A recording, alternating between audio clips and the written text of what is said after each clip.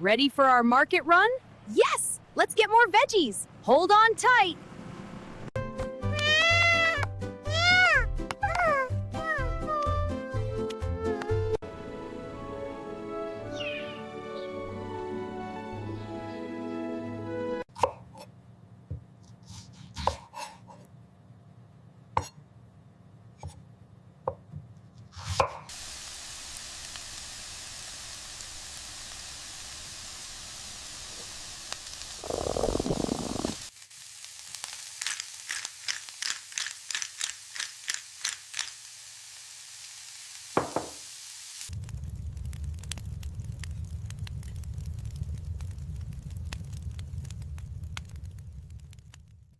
Bà sụt đây nè tầng ở kia chẳngថ្ងៃនេះខ្ញុំសូមបង្ហាញអំពីការបង្កើតសាច់រឿងវីដេអូឆ្មាធ្វើម្ហូបនេះដោយប្រើប្រាស់ AI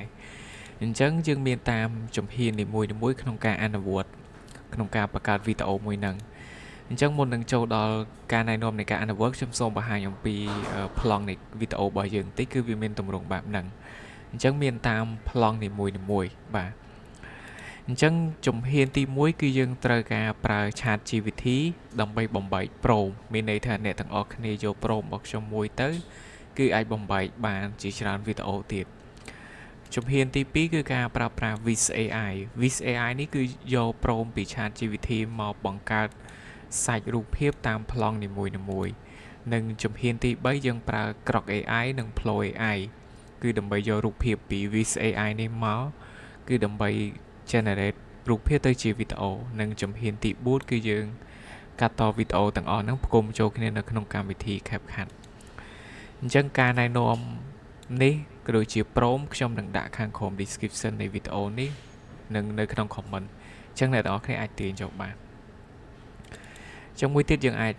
join group នេះទៅខ្ញុំតែងតែ share អីនៅក្នុង group ហ្នឹងហើយក៏មានបងប្អូនយើងគាត់មានការចែកម្លែកក៏ដូចជា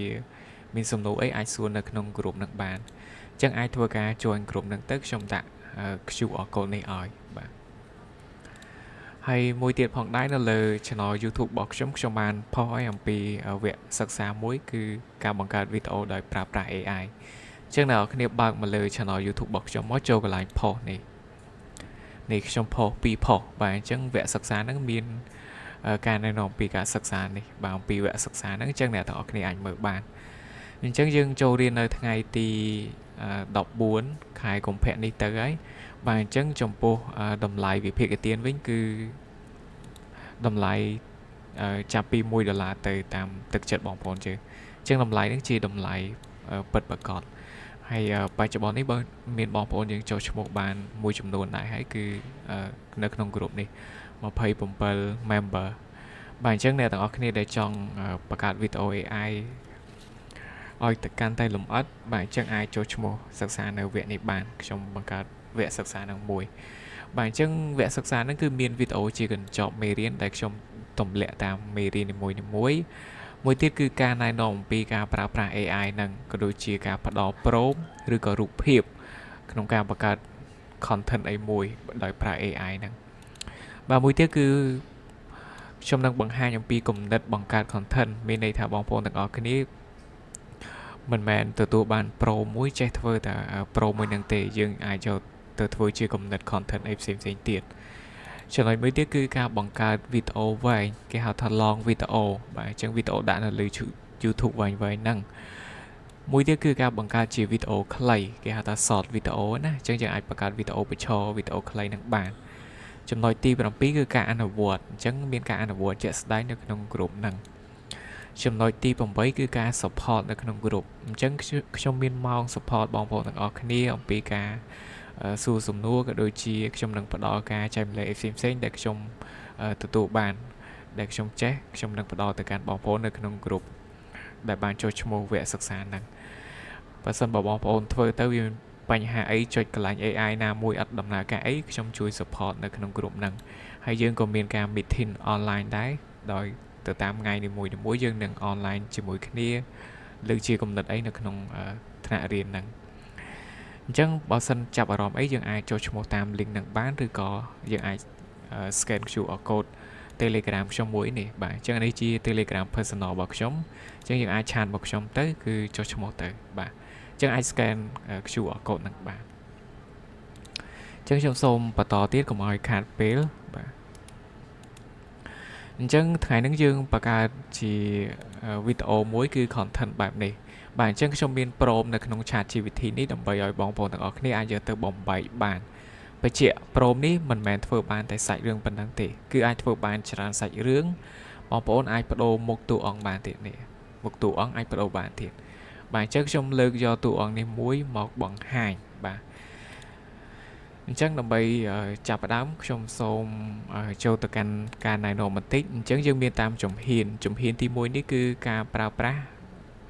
ChatGPT ក្នុងការធ្វើព្រមហ្នឹងបាទអញ្ចឹងខ្ញុំមានព្រមឲ្យដើម្បីឲ្យបងប្អូនទាំងអស់គ្នាអាចយកទៅធ្វើបានបាទអញ្ចឹងអ្នកទាំងអស់គ្នាគ្រាន់តែ copy ព្រមរបស់ខ្ញុំយកទៅដាក់ទៅបាទនឹងអាចធ្វើការ generate បានហើយខ្ញុំដាក់ព្រមហ្នឹងនៅក្នុង comment បាទអញ្ចឹងយើងបើក ChatGPT មកបាទអញ្ចឹងយើង search នៅលើ browser យើងបើក browser Google Chrome របស់យើងនៅលើ computer មកបាទ search ChatGPT មកបាទបែបហ្នឹងអញ្ចឹងបងប្អូន copy អាព្រមនេះព្រមខ្ញុំឲ្យទី1នេះខ្ញុំនឹងដាក់ក្នុង comment ណាបាទអញ្ចឹង copy វាមកបន្តទៀតយើងមក stamp ផាវានៅលើ ChatGPT បែបនេះបាទ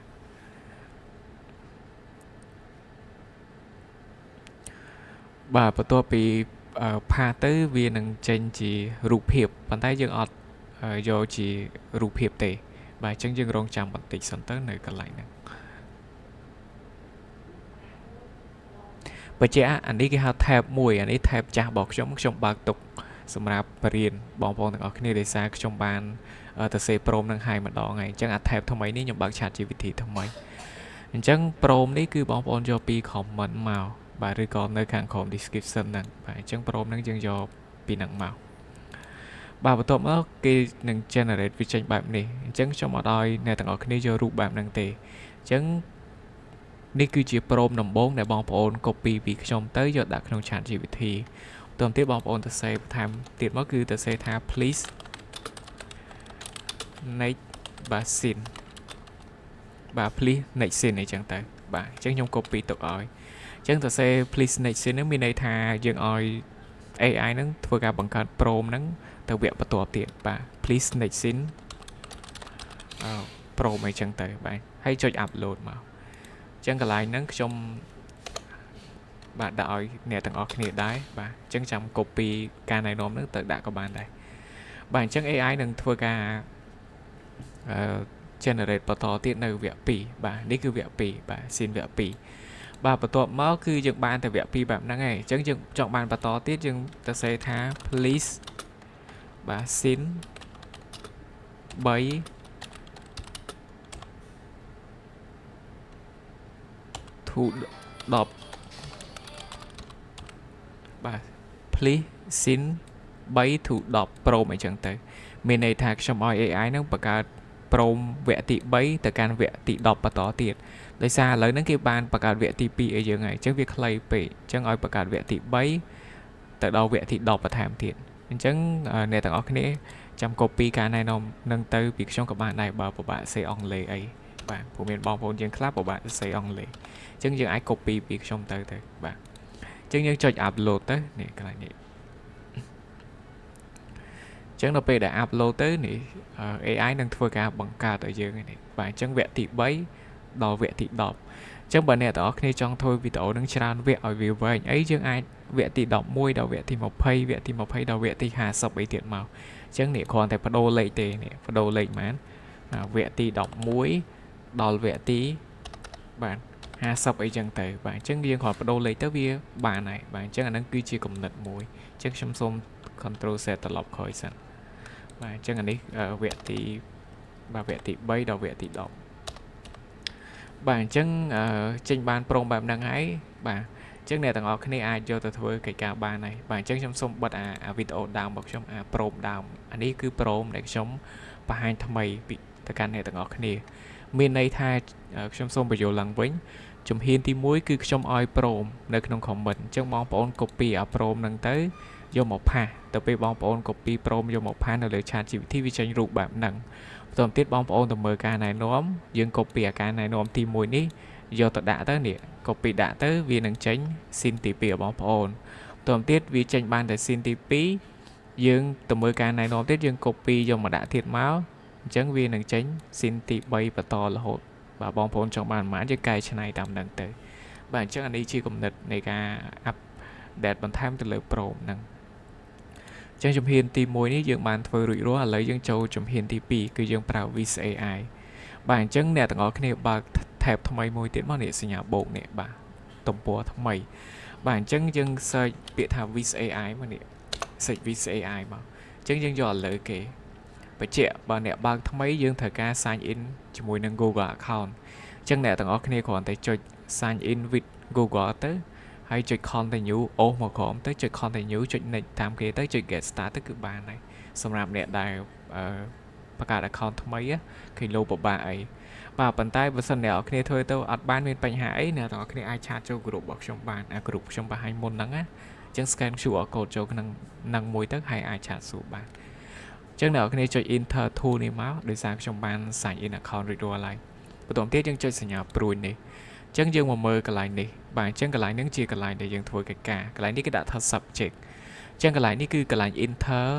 text មានន័យថាសរសេរអក្សរហ្នឹងបង្កើតជារូបភាពកន្លែងនេះអាច upload រូបភាពមួយជាគំរូបានអញ្ចឹងដោយសារយើងមានតែ prompt ទេគឺនេះយើង prompt chat GPT នេះបាទយើងមានតែ prompt ទេបាទអញ្ចឹងអ្វីដែលអ្នកទាំងអស់គ្នាត្រូវធ្វើបាទអញ្ចឹងអ្នកនរគ្នា copy អា prompt ដើមរបស់ខ្ញុំនេះឡើងវិញម្ដងទៀតបាទ select យកវាទាំងអស់មកស្ដាំយកពាក្យ copy ហើយយើងបើកទៅ tab របស់ Vis AI នេះអញ្ចឹងយើងចុចកន្លែង enter text នេះបាទយើងមកស្ដាំយកពាក្យថា pass ឬក៏ control V បាទចុចពាក្យ generate បន្ទាប់ពីអ្នកនរគ្នាចុចពាក្យ generate ទៅបាទវាកំពុងតែបាទ analyzing មានន័យថាវិភាគអញ្ចឹងវិភាគដើម្បីបង្កើតទៅជាបាទរូបនេះអញ្ចឹងអ្នកនរគ្នាឃើញរូបហ្នឹងណាអញ្ចឹងរូបហ្នឹងវាដូចតែរូបនេះដែរទេ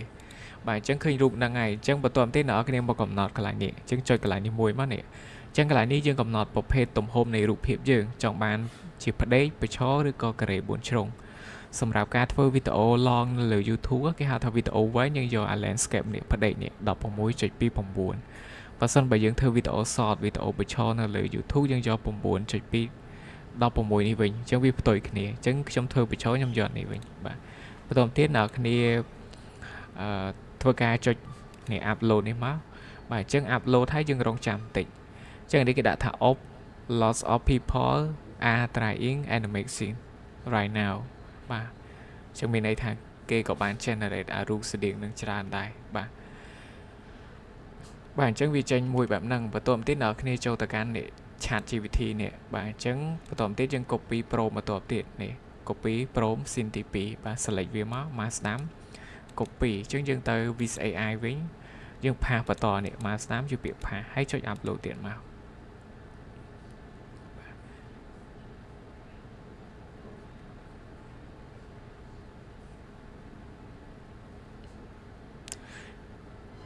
បាទឥឡូវវាចេញហើយវាចេញបែបហ្នឹងបាទអញ្ចឹងខ្ញុំសូមលុបបាទពេលខ្លះអ្នកនរគ្នា generate ទៅវាអាចបាន2បាទអញ្ចឹងដោយសារវាមានបញ្ហាតិចតួចគឺ generate ទៅគឺបានតែមួយទេបាទអញ្ចឹងយើងដាក់ប្រើ AI គឺបែបហ្នឹងគឺ digital គឺបែបហ្នឹងការ update អីគឺលឿនវាប្រែប្រួលតាមហ្នឹងបាទអញ្ចឹងវាមិនស្ថិតស្ថេររហូតទេបាទអញ្ចឹងអ្នកនរគ្នាទៅកាន់ chat GPT មួយទៀតមុនហ្នឹងយើង copy scene ទី2ឥឡូវយើងទៅ copy scene ទី3នេះយើង select វាទាំងអស់មកស្ដាំយកពាក្យ copy តន្ទីយើងចូល Vis AI នេះហើយយើងមកស្ដាំយើងយកពាក្យផាសទៀតមកហើយចុច upload ទៀតយើងអាច upload បដាទៅយើងអាច select លើនេះលុបវាចោលទៅហើយទៅ copy ដាក់ទៀតមកនេះមានន័យថាវាកំពុងដំណើរការហើយអញ្ចឹងយើងអាចទៅ chat GPT យើង copy បាទ scene ទី4 select វាទាំងអស់មកស្ដាំ copy បាទបន្តទៀតកន្លែងនេះមកស្ដាំយកពាក្យថាបាទមកស្ដាំយកពាក្យថាផាសហើយចុច upload ទៀតមកបាទអញ្ចឹងប្លង់នេះគឺជាម៉ូតូបាទចេញដំណើរពីកន្លែងមួយទៅកន្លែងមួយអញ្ចឹងទៅ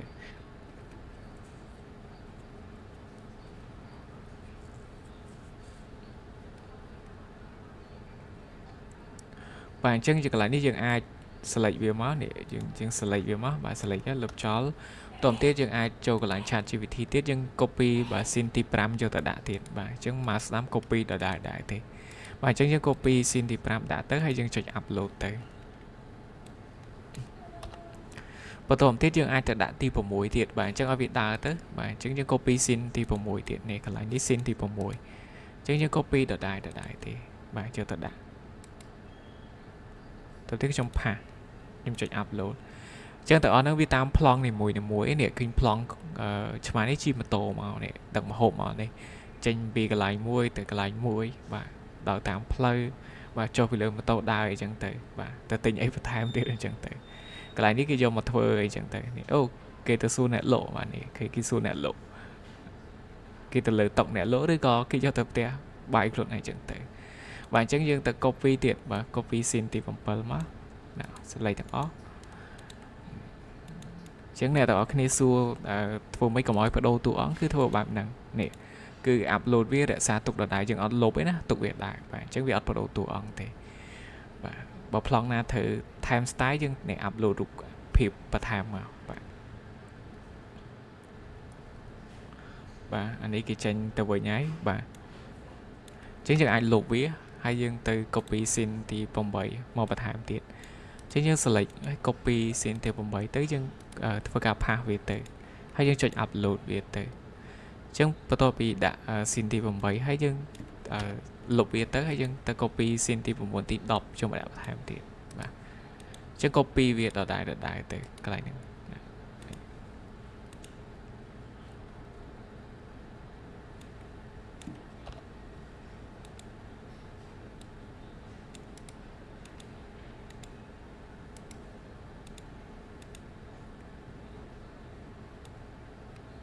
và lớp chúng đã đọc xin nâng xạ mới sẵn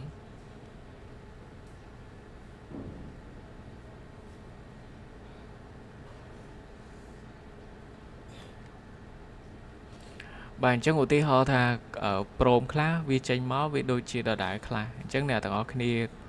tao xây prap trong chat GPT ở chỗ bà tao xây prap sạch rường này trong chat GPT giống như ai tao xây bật hàm tới tha tao xây chi vì sao không ai mà và xôm vẹn bắn tó và má và xôm vẹn bắn tó nắng oi má nắng thơm hộ bên chẳng tới và chân dương upload mà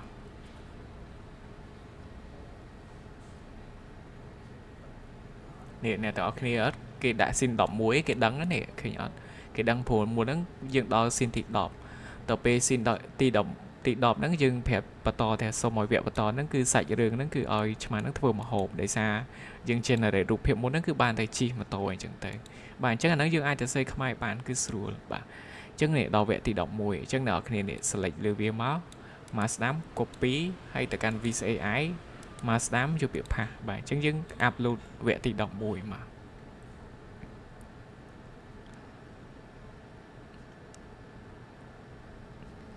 chẳng bắt đầu mà tiết dương lục vía và trong select trong lốp trong từ copy xin thì đọc pi nâng dùng mà đạo và tham tiện tại sao trong bà hai nhà còn lại plong nâng khả bạn chẳng mà stamp copy và dương từ và tỏ tiện chẳng ở toàn chỗ lấy bà trẻ cái lại ní trên là để khó trong xung lục lăng vinh này cái lại ní dương lục về lăng vinh mất á nè lục lăng vinh chẳng cái lại ní dương lục sần và lục sần màu bắt đầu tiết nở khi em ta can vẽ thì đọc mùi lăng vinh nè vẽ thì đọc mùi nè chẳng select copy châu VCI dương pa lại ní sần tại sao dương châu plong thâm mấy á bà plong thâm mấy thời tới pa prom thâm mấy bà generate bà chứ bên đây thà plong chi mà tổ nó cứ việc bạn phải chọn một plong năng ngày bên đây thà mà sạch đường plong năng ở hay chẳng châu plong thâm mấy cứ plong ấy nè dương ta sẽ plong thâm mấy nè cứ ở sạch đường nắng tranh chỉ sạch mà thơm hộp ấy chẳng tới chẳng plong thì đọc mối cứ plong thâm mấy dương thử bắt đầu lại ní sần bà chân bắt đầu viên chân sân tới bởi vì châu plong thay sân hay cho upload mùi màu tóm tiết chạm dựng copy plong thì đọc pi nè chân copy thì đọc pi nè copy về tới bà chân anh đi việc bóng đào plong thì đọc muối chân dân pa plong thì đọc pi cho bà tóm tiết vì đào plong thì đọc pi hay dương bà để chân lục vì cho tới bà chân tờ plong vẽ thì đọc 7 bà chân select viết copy cho tờ đại bạn chân video này ai dú bàn tay này tao khi mở vì là biệt phơi vô tới hay pa vì này chân chân đo lấy na nè mình này thay cho nó đo tía này đo tía chạm đam riệp chóm thôi vô tay một đo bà nè chân chân lục chó chân chân ទី14នេះទី14ជាងខ្ញុំ copy អាទី14នេះមកស្នាម copy ចាប់ដើមធ្វើហើយខ្ញុំផាសទី14នេះអញ្ចឹងខ្ញុំសូម copy ដាក់អញ្ចឹងអ្នកគ្នាមើលយល់ណានេះខ្ញុំ copy ម្ដងមួយទេបាទ copy ពីមួយ scene ទៅមួយ scene ទេបាទ copy ហើយលុប copy ហើយលុបនេះមានន័យថា copy នៅពេលយើងចុច upload ទៅវាដើរហើយអញ្ចឹងវាដើរយើងអាចលុបអាហ្នឹងបានបាទលុបបានហើយយើងដាក់ថ្មីទៅគឺវាបែបហ្នឹងទេនេះកន្លែងនេះគឺទៅសេនេះបន្ថែមបន្លែទៀតមានសាច់រឿងតាមវគ្គរបស់គេទៀតណាបាទជាភាសាខ្មែរអញ្ចឹងមកស្ដាំ copy នេះអញ្ចឹងមកស្ដាំយកផាសបាទកន្លែងណាវាចេញអត់ត្រូវអ្នកទាំងអស់គ្នាអាចកែបានកុំឲ្យវាចេញអត់ត្រូវហើយយើងយកតាមវាគឺខុសហើយពេលខ្លះ AI វា generate អត់ដូចចិត្តយើងទាំងអស់ទេបាទ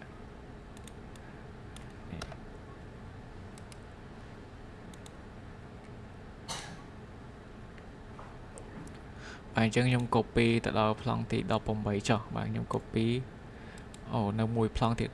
18បាទខ្ញុំយកមកដាក់ក្នុង vis នេះអញ្ចឹង copy លុបទៅដាក់ទៅគឺបានហើយបាទអញ្ចឹងខ្ញុំ copy ដាក់នេះកន្លែងនេះអញ្ចឹងនេះប្លង់ទី19នេះអង្គុយញ៉ាំជាមួយគ្នាគេប្រាប់យើងទៀតណាកន្លែងហ្នឹងណានេះ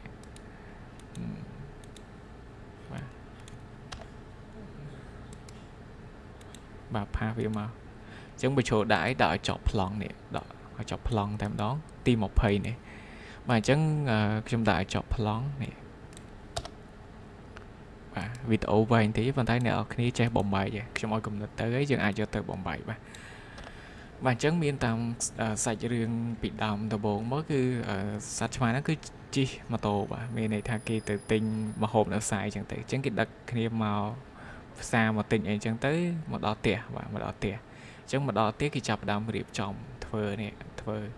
បាទ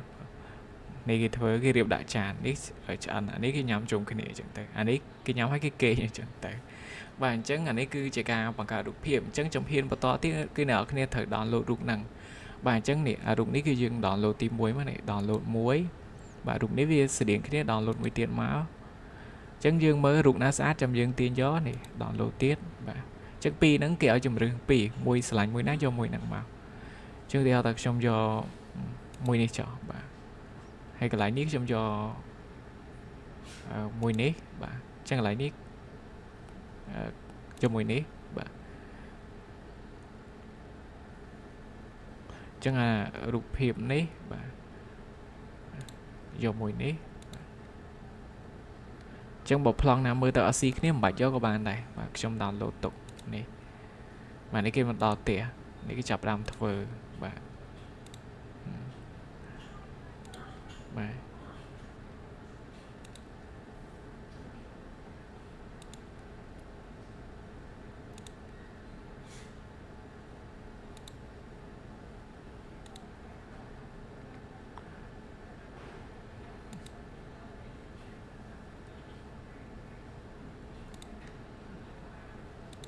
បាទអញ្ចឹងយើងបាន download ទុកអស់ហើយចូល computer យើងអញ្ចឹងយើងចប់នៅជំហានទី2នេះចូលជំហានទី3គឺចូលក្រក AI អញ្ចឹងអ្នកនរគ្នាបើកសញ្ញាបូក tab ថ្មីមួយទៀតមកយើងសេចពាក្យថាក្រកបាទខ្ញុំបដូរដាក់អង់គ្លេសបាទក្រក AI មកអញ្ចឹងយើងចូលកន្លែងក្រកនេះអញ្ចឹងនៅពេលដែលយើងចូលកន្លែងក្រកហ្នឹងហើយបើសិនគេឲ្យយើង sign in account អីយើងធ្វើការ sign in មកអញ្ចឹង sign in with Google មកចុះឧទាហរណ៍ថាបើកមកដំបូងវាចេញបែបហ្នឹងអ្នកនរគ្នានេះចុចសញ្ញាព្រួយនេះមួយតទៅទៀតយើងយកពាក្យថា iMagic នេះសម្រាប់បង្កើតរូបភាពឬវីដេអូបាទយក iMagic មកអញ្ចឹងមកដល់កន្លែងក្រក AI នេះអ្នកទាំងអស់គ្នាត្រូវមើលកន្លែងនេះបាទចុចសញ្ញាព្រួយហ្នឹងមកអញ្ចឹងកន្លែងនេះគឺគេបង្ហាញថាវីដេអូយើងប្រើ account free ហ្នឹងបាន6វិនាទីបានកម្រិតគុណភាពវីដេអូឬរូបភាព480កន្លែងនេះគឺជាប្រភេទទំហំនៃសាច់វីដេអូហ្នឹងអញ្ចឹងយើងធ្វើជាវីដេអូ portrait វីដេអូបញ្ឈរនេះអញ្ចឹងយើងយក919.216ហ្នឹងមកហើយយើងចុចកន្លែងវីដេអូនេះមួយមកបាទអញ្ចឹងយើងបានកំណត់រួចរាល់អស់ហើយអញ្ចឹងកន្លែងនេះយើងចុចសញ្ញា attach នឹងមួយមកចុច upload file តទៅទៀតយើងទៅរកទីតាំងរបស់យើងគឺ download ទុកអញ្ចឹងយើងមើលសាច់រឿងទី1កន្លែងណានេះកន្លែងជិះម៉ូតូនេះបាទចុចកន្លែងហ្នឹងមកហើយយើងចុច open មកនេះបន្ទាប់ចុច open នេះយើងចុច make video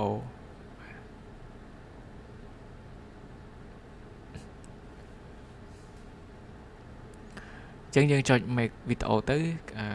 AI ហ្នឹងនឹងកំពុងតែដំណើរការបង្កើតរូបភាពដែលយើងមានហ្នឹងទៅជាវីដេអូអញ្ចឹងបញ្ជាក់ខ្ញុំសូមបញ្យល់បន្ថែមអំពីការណែនាំនេះមានន័យថាទី1ជំហានទី1ការប្រើ ChatGPT ការប្រើ ChatGPT នេះគឺសម្រាប់បង្កើតសាច់រឿងអញ្ចឹងដើម្បីមានជាគំនិតដើម្បីបង្កើតសាច់រឿងខ្ញុំឲ្យព្រមទៅអ្នកទាំងអស់គ្នាអញ្ចឹងព្រមហ្នឹងអ្នកទាំងអស់គ្នាយកទៅដាក់ក្នុង ChatGPT ទៅហើយប្រើវាឲ្យបំបែកព្រមហ្នឹងអញ្ចឹង ChatGPT នឹងបំបែកព្រមហ្នឹងអញ្ចឹងឧទាហរណ៍អ្នកនរគ្នាចង់កែសាច់រឿងអីផ្សេងអ្នកទាំងអស់គ្នាអាចទៅសេជាភាសាខ្មែរបានឆ្មាហ្នឹងថែមសត្វដំរីសត្វខ្លាសត្វតោអ្នកទាំងអស់គ្នាឃើញគេធ្វើវីដេអូកំ pl ែងពីសត្វឆ្មាព្រលឿងហ្នឹងច្រើននៅលើ TikTok អីចឹងទៅអញ្ចឹងយើងអាចទៅសេភាសាខ្មែរបន្ថែម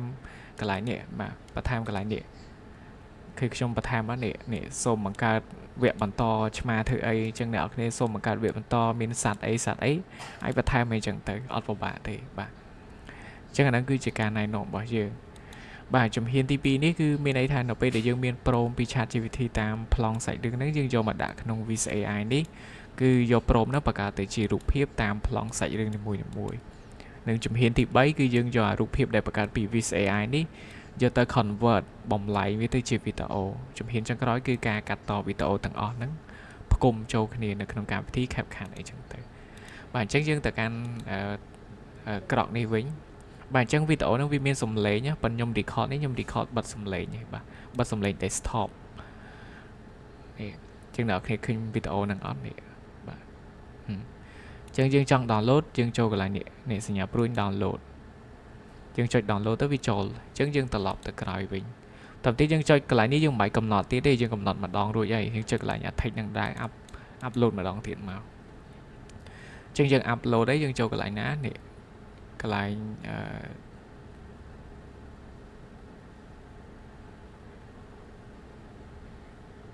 បាទចូលកន្លែងនេះចុះខ្ញុំយករូបភាពមួយចំនួនទេអត់បានគ្រប់ទេកុំឲ្យវីដេអូហ្នឹងកាន់តែវែងទៀតអញ្ចឹងបន្តទៀតអ្នកនរគ្នាចុចពាក្យ make video នេះអញ្ចឹងចុច make វាមកបញ្ជាក់ដើម្បីប្រើក្រក់នេះបានច្រើនឧទាហរណ៍ថាអ្នកនរគ្នាគេឲ្យយើងប្រើ free មានកំណត់អញ្ចឹងអ្នកនរគ្នាបង្កើត Gmail ឲ្យច្រើនមក sign in នៅលើកុំព្យូទ័ររបស់យើងមកនៅលើ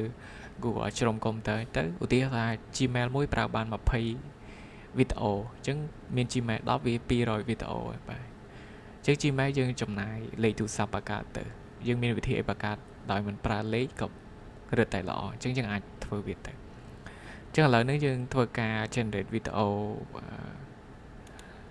ដោយប្រើក្រក់ AI នេះបាទអញ្ចឹងដោយប្រើក្រក់ AI វាកំពុងដំណើរការអញ្ចឹងឥឡូវវាដំណើរការហើយអញ្ចឹងយើងចុច download នេះបាទអញ្ចឹងនៅពេល download ចូលកុំព្យូទ័រហើយយើងចុចត្រឡប់ទៅក្រោយនេះ back ហើយយើងធ្វើបន្តទៀតមកអញ្ចឹងធ្វើដដែលរហូតអញ្ចឹងវាលឿនដែរទេវាអត់យូរទេក្នុងការធ្វើហ្នឹងបាទអញ្ចឹងខ្ញុំមើលប្លង់ទៀតខ្ញុំដាក់ប្លង់នេះចុះបាទប្លង់មកដល់ផ្ទះនេះខ្ញុំចុចបាទ open ហើយចុច make video មកបាទអញ្ចឹងចុច make ទៅ AI ហ្នឹងនឹងធ្វើការបន្តទៀតហើយបាទអញ្ចឹងយើងរងចាំមួយនឹងសិនបន្តទៀតចាំយើងរៀនប្រើ AI មួយទៀតសម្រាប់បង្កើតវីដេអូដែរ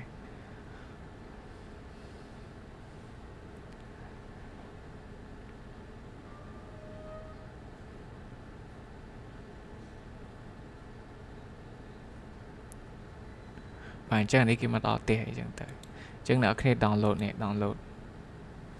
អញ្ចឹង download ទៅយើងចាំតិចណាវាចូលកុំព្យូទ័រយើងហើយតើខ្ញុំចុច download ម្ដងទៀតបាទអញ្ចឹង download អីរងចាំតិចទៅបាទអញ្ចឹងឥឡូវហ្នឹងគឺយើងបានចេះប្រើអំពីបាទចុចម្ដងទៀតនេះទៅហើយ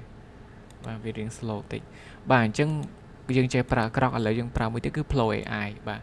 អញ្ចឹងយើងបើក tab ថ្មីមួយទៀតមកនេះ tab ថ្មីបូកមួយទៀតមកអញ្ចឹងសេពាក្យថា Flow នេះ Flow AI ហើយ enter មកបាទបន្តទៀតអ្នកគ្នាយក Flow នេះចុច Flow ហ្នឹងមកនេះមើល icon របស់គេផងនេះពណ៌នេះបាទអញ្ចឹងចុច Flow ហ្នឹងមកហើយចុចពាក្យ create flow អញ្ចឹងឧទាហរណ៍អ្នកគ្នាបើកមកដំបូងគេឲ្យ sign in អី sign in with Google account ធម្មតាមកបាទចុចពាក្យ create flow នេះដោយសារខ្ញុំ sign in account ចូលហើយចុច get start បាទបន្តទៀតយើងចុចពាក្យថា new project ដើម្បីធ្វើកិច្ចការថ្មីនៅលើហ្នឹងណាបាទ បើបញ្ជាក់មានបងប្អូនយើងគាត់upload ទៅឬក៏គាត់ generate ទៅវាអត់បានវាចេញពាក្យអីគេថាមានបញ្ហាអីមួយវាចេញអក្សរ alert កន្លែងហ្នឹង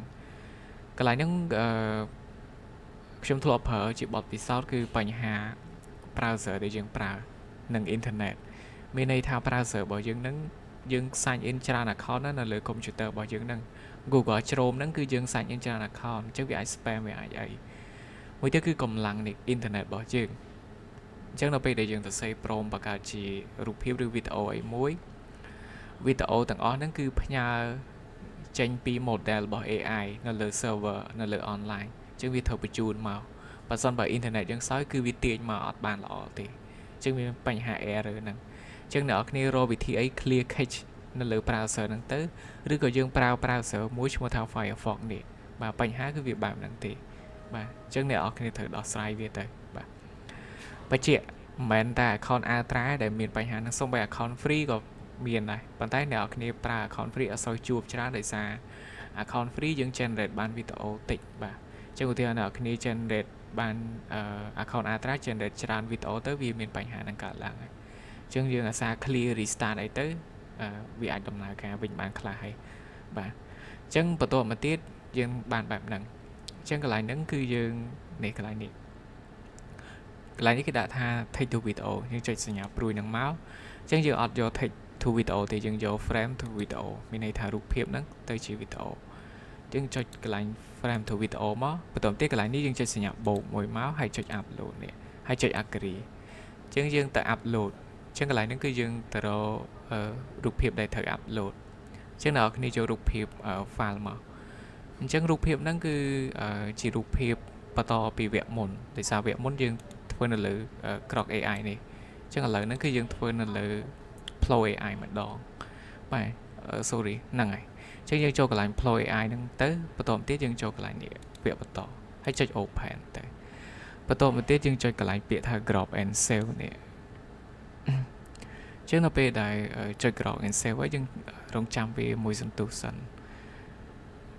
បន្តមកទៀតនៅពេលដែលយើងរកចាំទៅវានឹង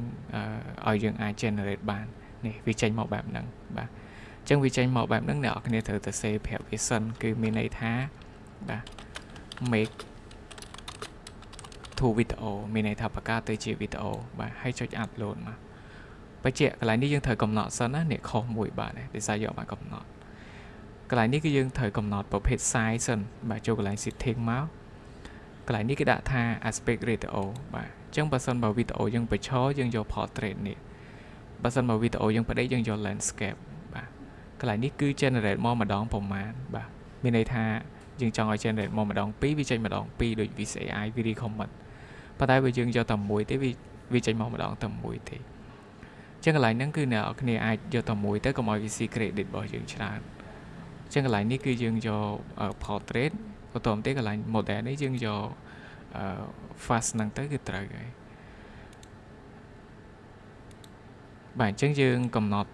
វីដេអូទី2នេះទៅជាបញ្ឈរ portrait នេះបន្តមកទៀតគឺយើងអាចចុច upload បន្តទៀតនេះចុច upload មកអញ្ចឹងយើងទៅកាន់វគ្គបន្តទៀតអញ្ចឹងវគ្គមួយនេះខ្ញុំចុច upload ចុច crop and save អញ្ចឹងចុច crop and save ទៅកន្លែងនេះគឺយើងមើលសិនវាជាប់អត់នេះអញ្ចឹងវាជាប់ portrait ទៅហើយអញ្ចឹងវាជាប់ portrait ទៅយើងទៅ save ដដែលទេគឺ make to video អញ្ចឹងនៅពេលដែលយើងកំណត់ make to video ទៅយើងចុច upload ទៅអញ្ចឹងវាបន្តទៅមុខទៀតអញ្ចឹងកន្លែងនេះគឺយើងអាច upload បន្តគ្នារហូតចុច upload ទៅបាទបើសិនបើ upload ឡើងបានមានន័យថាវាអស់ credit ហើយអញ្ចឹងវាត្រូវមានកំណត់វាអញ្ចឹងកន្លែងនេះគឺយើងនេះបាទចុច upload បន្តទៀតមកកន្លែងនេះយើងអាចសេរីវាយក portrait ហើយកន្លែងហ្នឹងក៏បានដែរចុច crop មកនេះ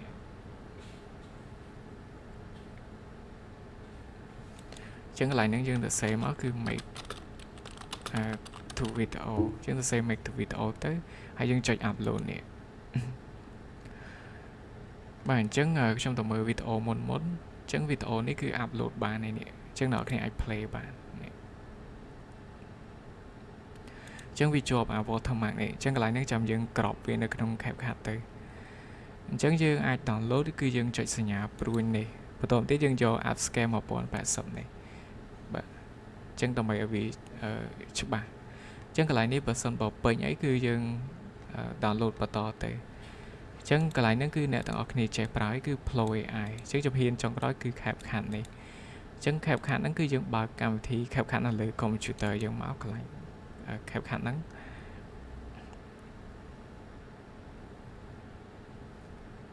បាទបន្តទៀតយើងបើកមកដំបូងយើងចុចពាក្យ create project អញ្ចឹងនៅពេលដែល create project យើងចូលកន្លែង import ចូល import ហ្នឹងមកទៅបន្តទៀតយើងចូលកន្លែង download បាទអញ្ចឹងយើង select វាចូលទាំងអស់មកវីដេអូរបស់យើងជា MP4 នេះបាទ select វាទាំងអស់មកបាទបន្តទៀតយើងអាចចាប់ទាញវាមកនេះអញ្ចឹងអ្នកនរគ្នាមើលសាច់រឿងផងវីដេអូណាទី1ប្លង់ណាទី1ទី2ទី3អញ្ចឹងទៅ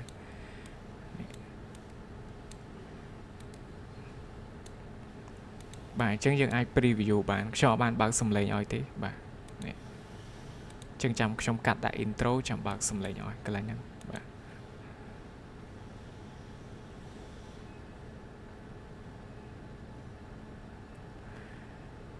បាទអញ្ចឹងខ្ញុំកាត់បង្ហាញប៉ុណ្ណឹងសិនដោយសារឥឡូវនេះវាជាប់នេះវាជាប់បង្កើតវាអត់ទាន់ពេញណាបាទបាទអញ្ចឹងវាជាប់បង្កើតអញ្ចឹងឲ្យអ្នកនរគ្នាចេះផ្គុំអញ្ចឹងទៅហើយចង់ export យើងចុច export នេះអញ្ចឹងកន្លែងនេះគឺឈ្មោះ file វីដេអូរបស់យើងបាទ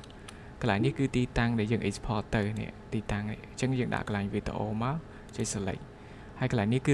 resolution មានភាពច្បាស់អញ្ចឹងយើងយក 4K មកហើយយើងចុច export ទៅគឺវាទៅអញ្ចឹងវាចប់ហើយបាទអញ្ចឹងមានន័យថាយើងបានកាត់តវីដេអូមួយហើយអញ្ចឹងដោយសារវីដេអូនេះខ្ញុំកាត់តឧទាហរណ៍បង្ហាញទេបាទនេះ